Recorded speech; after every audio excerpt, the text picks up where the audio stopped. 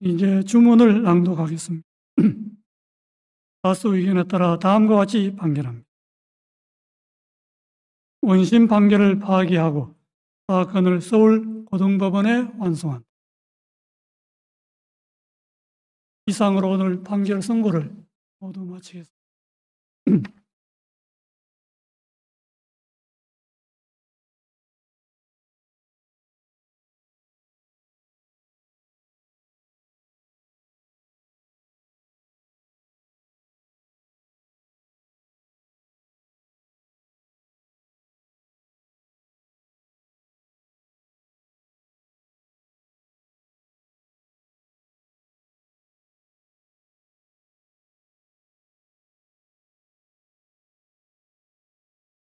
2025도 4697 공직선거법 위반 피고인 이재명 상고인 검사 선고에 앞서 재판부 구성과 관련하여 선고에 앞서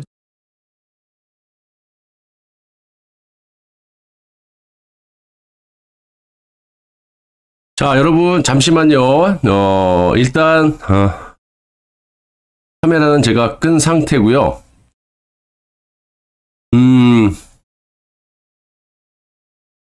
잠시만, 요 장면을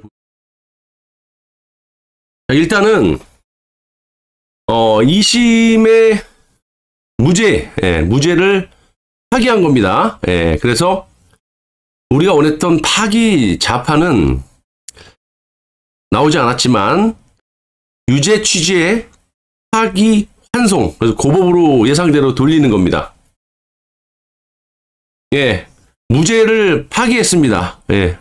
일단은 뭐 파기 자판으로 끝낸 게 아니라 유죄 취지, 유죄로 선고를 한 거예요. 원심 파기하고 다시 고법으로 돌려서 예상대로 유죄 취지의 파기 환송이 나온 겁니다. 유죄 취지의 파기 환송 이해가 되시나요?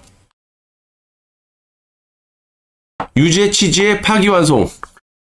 그러니까 1심의 1년 징역형을 2심 고등법원에서 우리법 연구회 애들이 아무런 근거 없이 설명 자료도 없이 추가 증거도 없이 무죄를 때려버렸잖아요.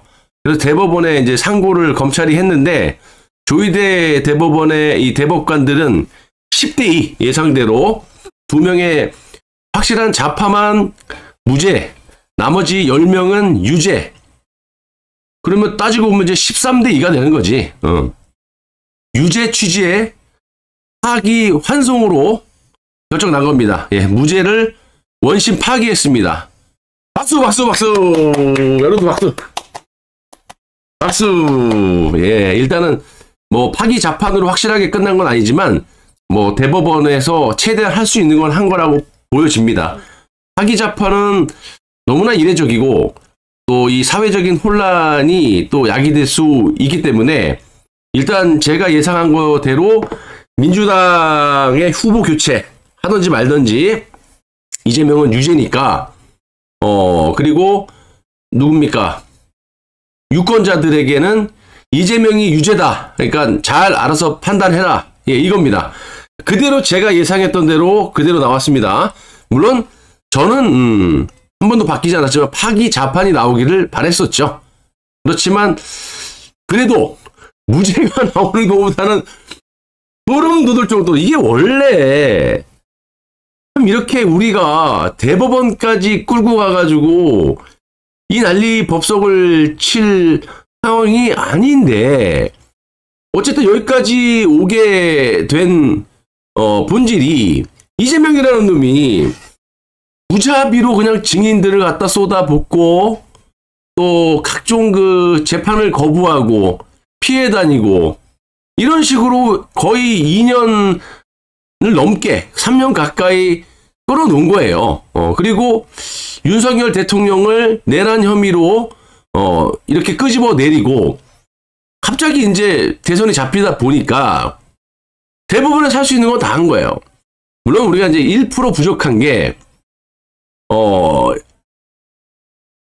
이 이재명에 대해서 파기 자판으로 끝냈으면 하는 건데 현실이 또 특수한 상황에 처해져 있잖아요. 대선도 있고 또 대선 후보로 또 저렇게 나와 있고 그렇기 때문에 어쨌든 국민적인 좌우의 이 분위기를 어느 정도 이렇게 봐가면서 한 것 같아요. 어쨌든 유죄, 원심 무죄를 파기하고 유죄 취지로 고법으로 돌려놨기 때문에 제가 아까도 말씀드렸다시피 가장 지금 중요한 부분은 박영재 주심 대법관의 판결문입니다.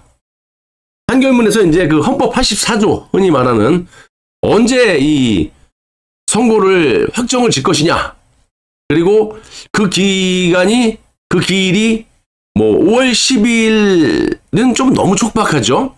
5월 10일 이전에 후보 등록일 이전에 선고를 때릴 것이냐 아니면 6월 3일 대통령 선고일 이전에 6월 2일 이전에 때릴 것이냐 그건 이제 어느 정도 던지겠죠. 유권자들이나 민주당에게.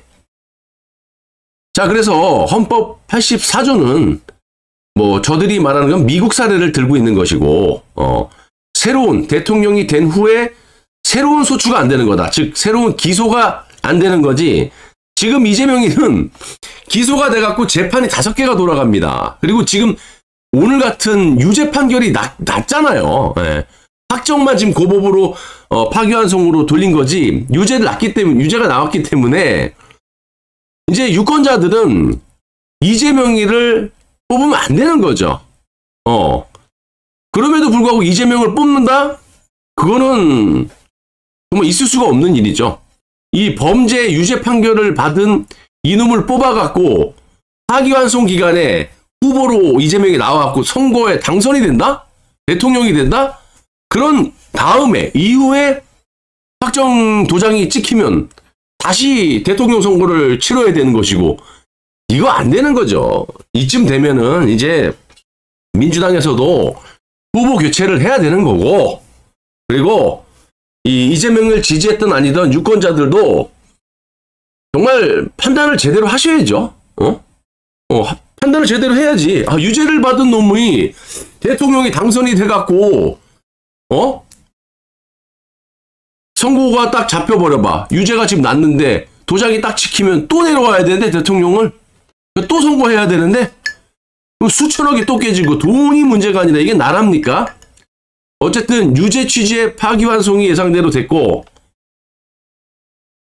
이제 유권자들이나 민주당에서 결단을 내려야 된다. 대법에서 이렇게 유죄 원심을 파기하고 유죄라고 했으니까 저런 범죄자를 투표를 한다? 차라리 이제 북한의 김정은이나 중국의 시진핑한테 표를 던져. 나라 망쳐먹으려고 하지 않는 이상은 이재명이는 이제 버려야 됩니다. 버리고 뭐 다른 김경수나 김동연이가 나오든지 이제 새로운 후보를 교체해서 내보내야지. 그러니까 대법원에서 이렇게 신속하게 한 거는 얼마든지 시간을 끌어서 후보 등록일 이전에 할 수도 있고 대통령 선거 이후에 할 수 있지만 대통령 선거 이후에는 너무나 좀 그런 거고 선고일 5월 10일 이후에 한다 하더라도 이거는 대법에서 선거 개입에 어쨌든 그런 부메랑을 맞을 수도 있는 부분이기 때문에 신속하게 판단을 잘 내린 것 같아요. 최대한의 국민적 배려와 민주당의 배려를 해서 이제 유죄가 됐기 때문에 원심 파기했다. 무죄 아니다. 무죄가 아니고 이렇게 설명이 돼야 되는데 비공개로 해가지고 고법에서 2심 무죄 줬을 때 아무런 추가 증거도 없이 설명 자료도 없이 그냥 무죄. 그러니까 그거를 조목조목 조희대 대법원장 또 12명의 대법관 중에 2명만 무죄를 주장하고 있고 10명이 유죄를 10대2로 거의 뭐 스트레이트로 깨진 거예요. 이재명은. 그래서 조목조목 이렇게 설명을 해주잖아요. 국토부에 뭐 박근혜 정부의 국토부가 나를 협박해서 승인해줬다? 어쨌든 네가 승인해줬잖아.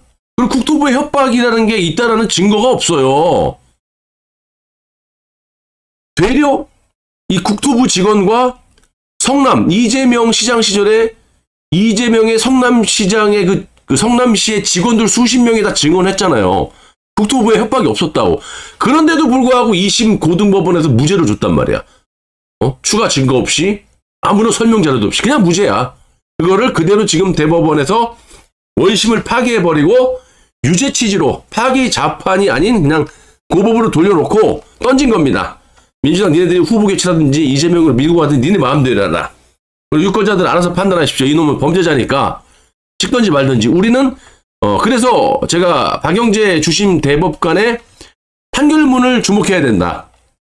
분명히 그 판결문에는 제가 말씀드린 취지의 디테일한 부분이 담겨 있을 거예요. 박영재 이 대법관을 주심으로 교체를 했다라는 거는 이분이 상당히 그 판결문을 잘 쓴다라고 전해져 있어요.